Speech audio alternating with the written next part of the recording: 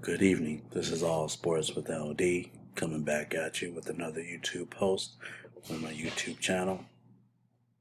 Before I get into tonight's content, please like, subscribe, share, and comment. So let's get started. This past Sunday, the Lakers played Detroit. And during the game,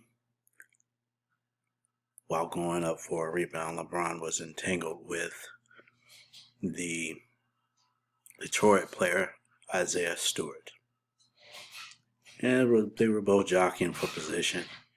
And I believe Isaiah Stewart had grabbed his arm, so LeBron swung away trying to get his arm loose and inadvertently hit Isaiah in the face, which ended up blinding his eye, I believe. So, the event of what happened to Isaiah was unfortunate, and it's one of those things that happens when you're playing basketball, which is a contact sport. And based on the video that I saw, I don't believe LeBron intended to cause an injury to Isaiah Stewart. Like I said, it's just one of those things that happens when you get entangled in basketball because it's a contact sport. And you're trying to untangle yourself. Sometimes you swing away and get your arm unlocked from the other player, and sometimes you get hit. Going up for rebounds, you get hit. I remember playing as a young kid. When I went for a rebound, I've gotten elbowed in the mouth. I've gotten elbowed in the eye. It wasn't intentional. It was just both of us going up for a rebound or diving for a loose ball. I mean, it happens. So I agree with LeBron. At best, I think that should have been a flagrant one, because the intention is everything. And if you see the video, you can tell LeBron he was apologetic for doing that. It was his body language that told you he didn't mean to do that. And I understand the NBA is trying to get control of the game and trying to send a message of not allowing aggressive play to the point where it injures other players. But this particular play was not an intentional foul or intentional blow by LeBron. It's just part of the game.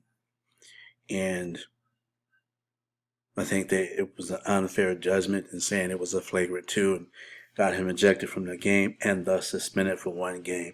I thought they went overboard. Like I said, I thought at best was a flagrant 1. Because there is no evidence that LeBron intentionally tried to cause harm to Isaiah Stewart. So I think the NBA overreacted. Referees overreacted. Now, on the other hand, I think Isaiah Stewart was doing a bit of a grandstanding, because there was a point after what happened, they were both face to face. Now, in that moment, if Isaiah wanted to do something with LeBron, he had him in reach to swing at him, punch him, what have you. And they were face to face for a good maybe 5 seconds at best, maybe even more. So they separate each other. LeBron walks to kind of the other end of the court.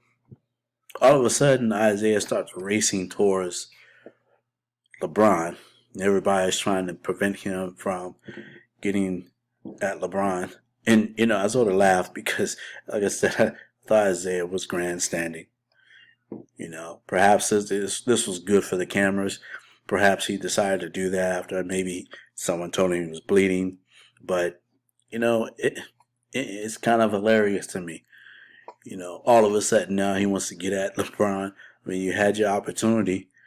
You had another but space and opportunity when you guys were face to face, and yet he didn't do anything. So it's like, come off the tough guy stuff, and you cause a big fiasco, and teammates have to try to prevent you from, attacking LeBron, which I do believe that Isaiah got 2 games suspension for that, and I agree because what he did was unnecessary. It really was. I mean, like I said, it was good for the cameras. It's just it's hilarious on the one hand, but it's like a mockery of the sport. This is not WWE, or WWF, whichever one it is, but it was an unfortunate incident, and I think the NBA reacted too harshly by suspending LeBron 1 game. Yeah, I know it's 1 game, but I don't think he should have been suspended at all because it was not intentional. See, you can tell, when a player intends to harm another player. The body language says something altogether different. LeBron's body language wasn't even close to sending the message that he was trying to harm Isaiah. So, I don't understand why it went to this level. And he got a flagrant 2 and ejected from the game, then suspended 1 game. I don't understand how they figured that was warranted, because there isn't a reason. If you look back at the play, there isn't a reason to say it was a flagrant 2 and ejecting. There's no reason for it, because it was non-intentional. It was part of the play of the game, part of the play of the ending stanza of them going for the ball. It's just what happens in a game of basketball, it being a contact sport. So, yeah, I think this was overblown.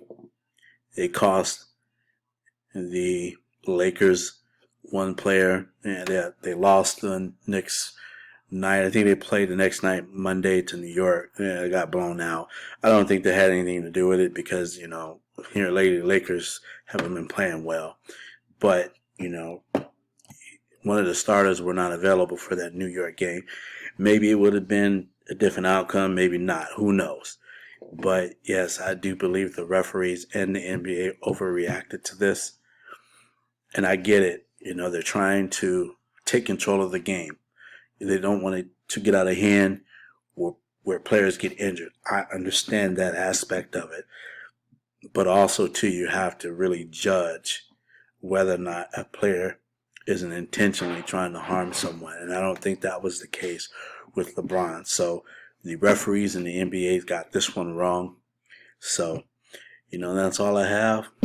Have a good one.